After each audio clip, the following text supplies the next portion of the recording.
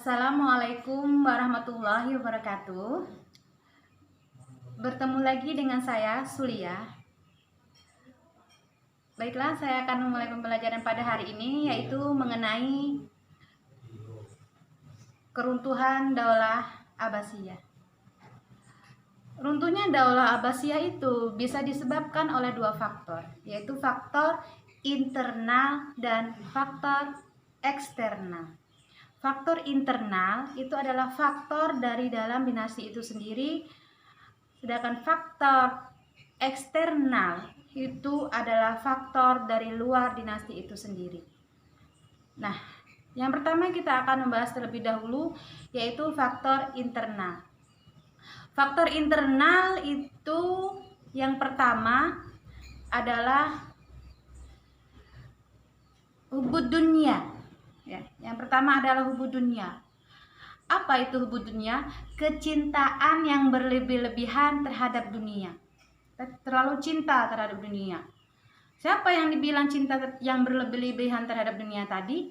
Yaitu para penguasa Daulah Abbasiyah. Terutama mereka hanyut dalam kehidupan dunia. Mereka bermewah-mewahan dalam kehidupan dunia tadi. Sehingga di sini menyebabkan daulah itu mengalami kekosongan, tidak perhatian yang tidak penuh. Nah, karena mereka sibuk dengan dunia tadi, berfoya-foya tadi. Itu yang pertama. Itu bisa menyebabkan apa saja kalau kita sudah berlebih-lebihan, terutama kecintaan kita terhadap dunia, itu akan menyebabkan kita akan mengalami sebuah kegagalan. Kedua, yaitu konflik keluarga antara Daulah Abbasiyah yang berujung pada perebutan kekuasaan. Gimana ini kok bisa terjadi?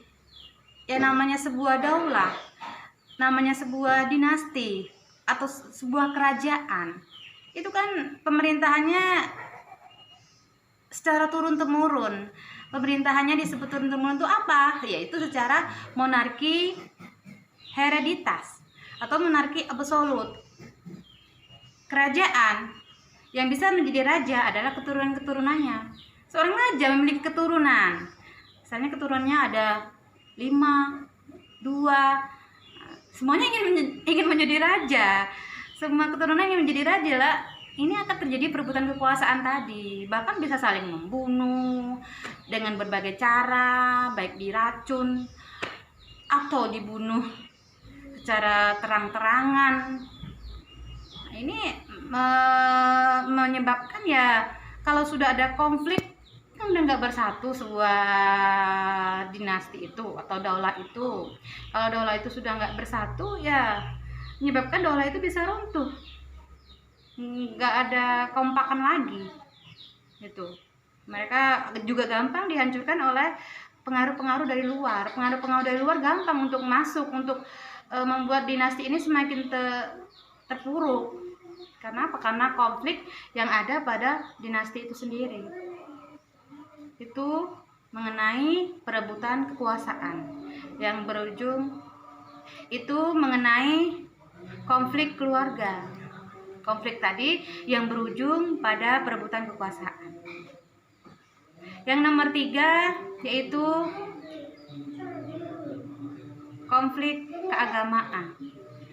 Ini mengenai konflik keagamaan ini sudah ada masa-masa sebelum Daulah Abbasiyah atau dinasti Abbasiyah ini sudah ada konflik keagamaan.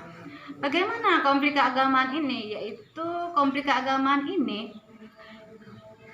antara Ali bin Abi Thalib dan Muawiyah bin Abi Sufyan. Ali bin Abi Thalib siapa yang mendukung? Syiah. Nah, ini sudah ada perpecahan waktu itu. Tapi konflik keagamaan ini antara Sunni, kelompok Sunni dan kelompok Syiah. Ya. Mereka tidak sejalan karena mereka berbeda. Nah, akhirnya terjadilah konflik tadi. Yang keempat yaitu melemahnya jiwa patriotisme dan nasionalisme. Bagaimana maksudnya melemahnya jiwa patriotisme dan nasionalisme ini? Mereka Daulah Abbasiyah, para pemimpinnya merasa mampu. Mereka karena merasa kehidupan mereka yang bermewah-mewahan tadi, mereka mampu membayar tentara-tentara Turki untuk apa? Untuk menjaga negaranya. Mereka tidak tahu bahwasanya dengan meminta bantuan kepada negara-negara lain untuk membantu menjaga daulah mereka, itu bisa melemahkan dinasti mereka sendiri. Itulah kurang melemah jiwa patriotisme, nasionalisme mereka lemah. Rasa cinta kepada negara, rasa bela kepada negara mereka lemah. Itu sehingga apa, dinasti mereka itu mengalami keruntuhan atau kemunduran tadi.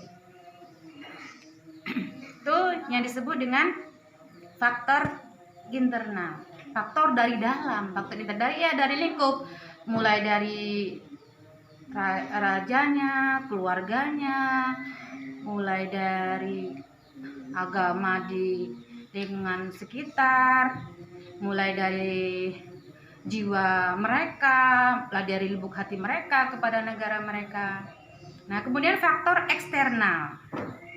Faktor eksternal ini adalah faktor dari luar. X itu luar, ya. Kalau ini tuh tadi dalam, kalau X ini luar. Faktor dari luar ini gimana? Ya, ini faktor eksternal ini, yaitu misalnya ada serangan dari bangsa lain kepada Daulah Abbasiyah tadi. Contohnya serangan dari bangsa Mongol. Nah, itu kan faktor dari luar menyerang. Faktor dari luar menyerang terhadap bangsa tersebut. Tuh.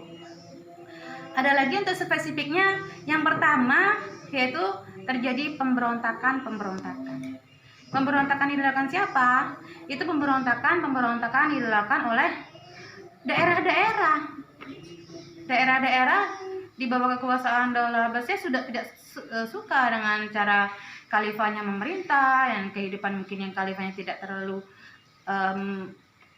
perhatian terhadap rakyatnya, sehingga banyak sekali daerah-daerah di dinasti Abbasiyah itu yang melakukan pemberontakan. Kemudian yang kedua yaitu dominasi bangsa Turki dan Persia, ya, dominasi. Maksudnya dominasi yang bagaimana, ya? Mereka mendominasi, ya seperti mengambil alih gitu. Nah, dinasti Abbasiyah tetap dinasti Abbasiyah itulah yang berkuasa, pemimpinnya ya pemimpin. Tapi jalannya roda pemerintahan itu dipegang oleh orang-orang Turki dan orang-orang Persia.